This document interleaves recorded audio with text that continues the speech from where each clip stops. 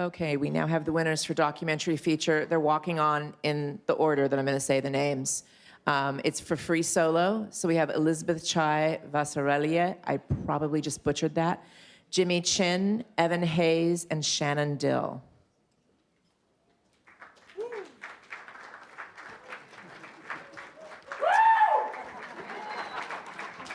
Come on, guys.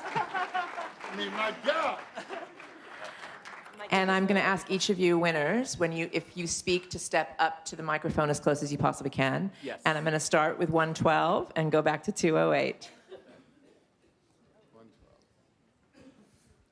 Congratulations. This is Marietta Melrose from Bulgaria.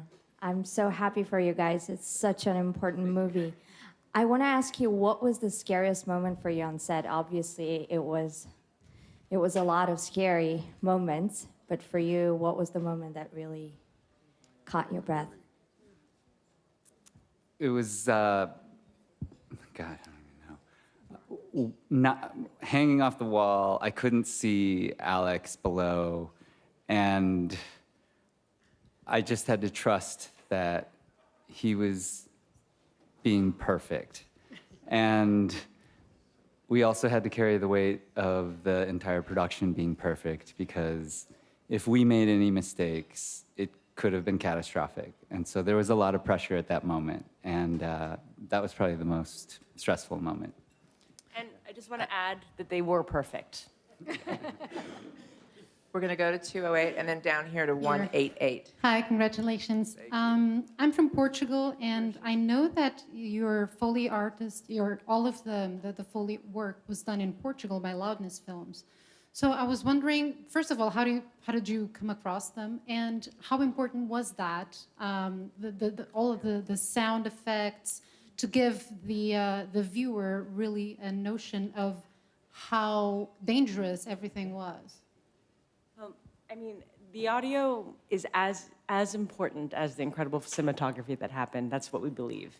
And we had a wonderful Foley artist in Portugal, and it's because we have our supervising sound editor now for 6 films is Deborah Wallach, and she had found this wonderful talent in Portugal. And I don't know, it's just sound is how you're there, and we understood that. And we also had a great production mixer who managed to mic Alex. There were cuts in his shirt. The mic was in his chalk bag, and it's especially when you have no gear, how Alex breathes, just the sound of the very, very discreet movements. That was everything for us. We're going to go to 188 and then back to 285.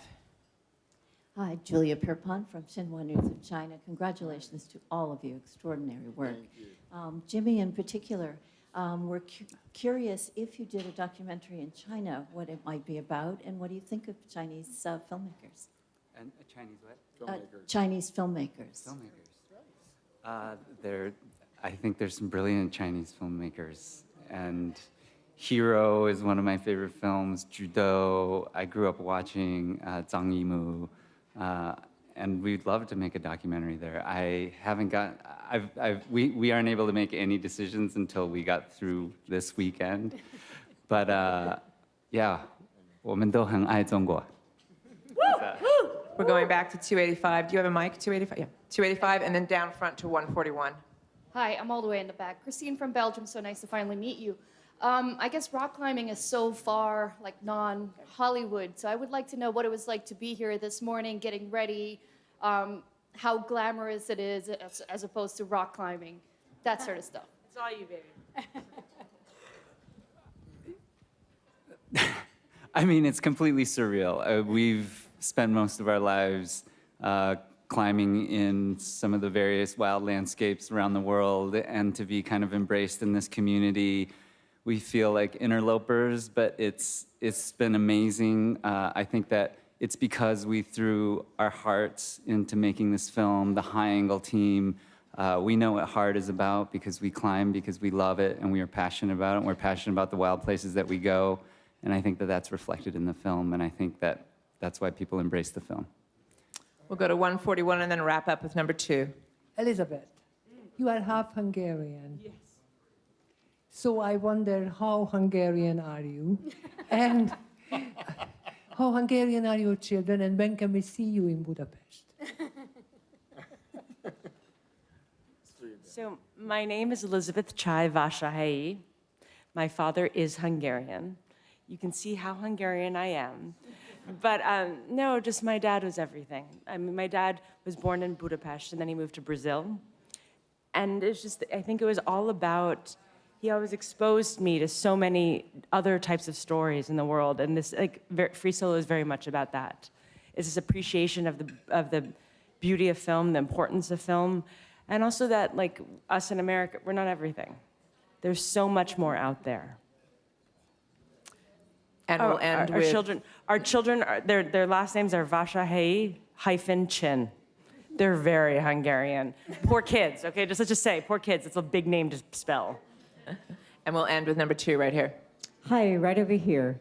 Kitty O'Neill, I Heart Sacramento. I interviewed Alex on Thursday because he's from Sacramento. He didn't know anything about the Academy Awards, said he had never seen the show. He lives most of his life in a van. You've been with him tonight, and he was on stage. Has he got a little glimpse of what it's about now? How do you think he's feeling?